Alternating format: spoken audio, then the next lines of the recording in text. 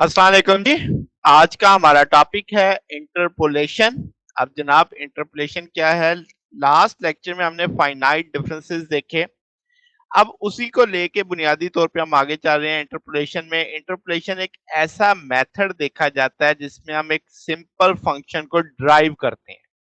कैसे ड्राइव करते हैं? हमें एक सेट दिया जाएगा, डिस्क्रीट डाटा सेट दिया जाएगा, उसकी मदद से वो जो फंक्शन होगा पास करेगा उन प्रोवाइडेड डाटा से। यानी जब आप ग्राफ बनाओगे तो उस ग्राफ में उस फंक्शन के वो पॉइंट्स वहां पे भी आएंगे। ये हमें मदद करेगा डाटा पॉइंट्स, ताकि हम वो जो मजीद डाटा पॉइंट्स मालूम करने के लिए जो गिवन डाटा की मदद से होंगे, ताकि हम ओवरऑल एक फंक्शन को डिस्क्राइब कर सकें।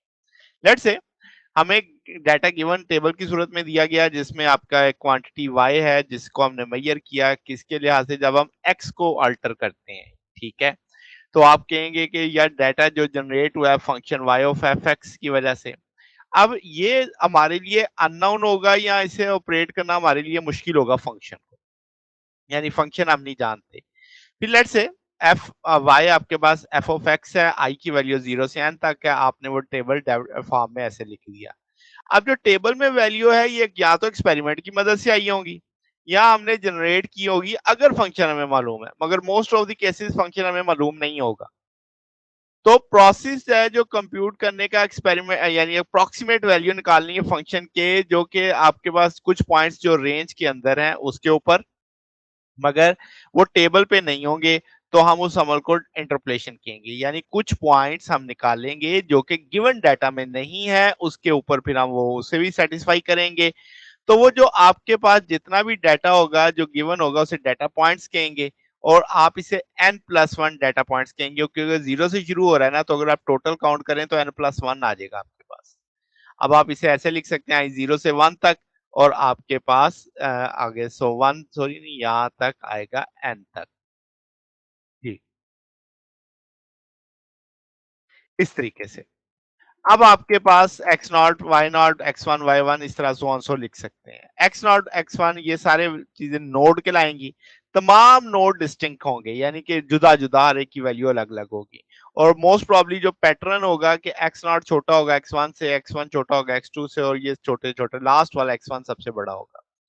तो आप अब क्या समझे कि इंटरपोलेशन एक प्रोसेस है जिसमें हमने क्या मालूम करना है, फंक्शन मालूम करना है जो रिप्रोड्यूस करेगा गिवन डाटा को। क्या मतलब कि जो आप ग्राफ बनाएंगे फंक्शन का वो उन्हीं पॉइंट से भी पास करेगा।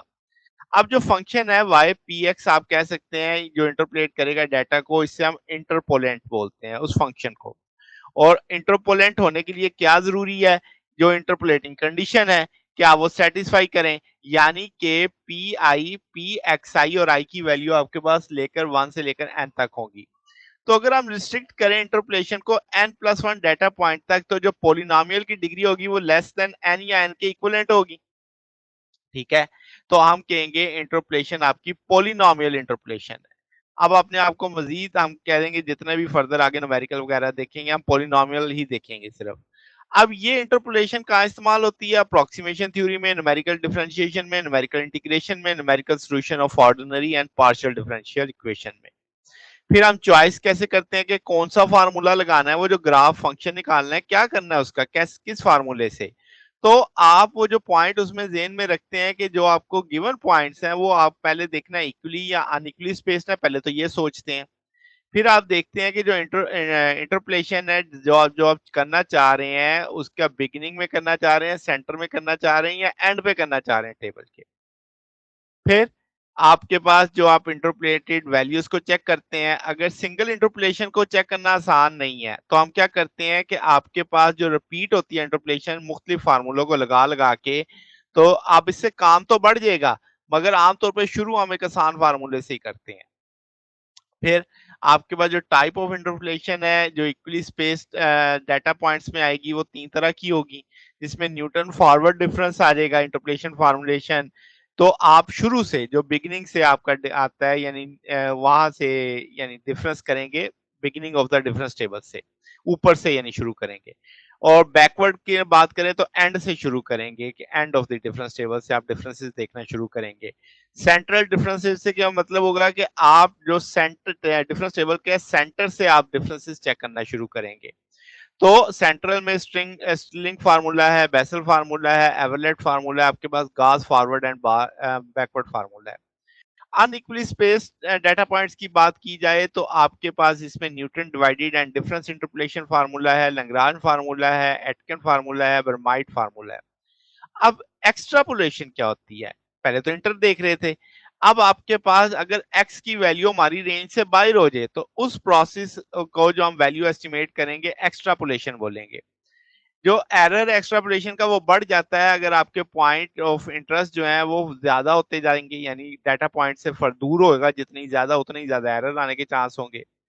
हायर ऑर्डर ऑफ जो इंटरपोलेशन है वो आप यूज करेंगे कब? एक्स्ट्रापोलेशन में। विदाउट थ्योरेटिकल बेसिस एरर्स यानी आपके बढ़ सकते हैं। एप्लीकेशन अगर हम एक्स्ट्रापोलेशन की देखें तो न्यूटन कॉट्स जब आप इंटीग्रेशन फार्मूला में लगाते हैं, रेमबर्ग इंटीग्रेशन मेथड में, प्रेडिक्टर करेक्टर मेथड के अंदर हम ये यूज कर रहे होते हैं।